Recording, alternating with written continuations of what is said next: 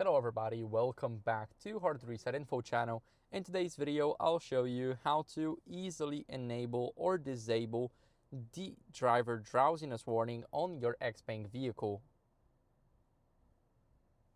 So first, what are we going to do is we're going to go and tap on the vehicle icon at the bottom. We want to go to the driver assistance, and from the driver assistance, what are we going to do is we're going to scroll all the way down, and we want to see the other assistances at the bottom.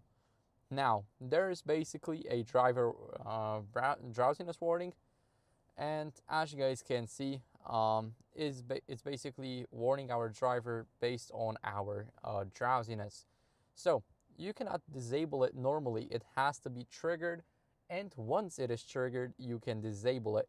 But normally, if you're just driving around, then you cannot do that. It has to detect that you're somewhat drowsy, and then you'll be able to go over into the driver assistance settings, active safety, other assistances, and here you will be able to disable it. So that's it for the video. Thank you for watching. If you enjoyed it, then make sure to leave a like, subscription, and a comment, and I'll see you in the next one. Bye.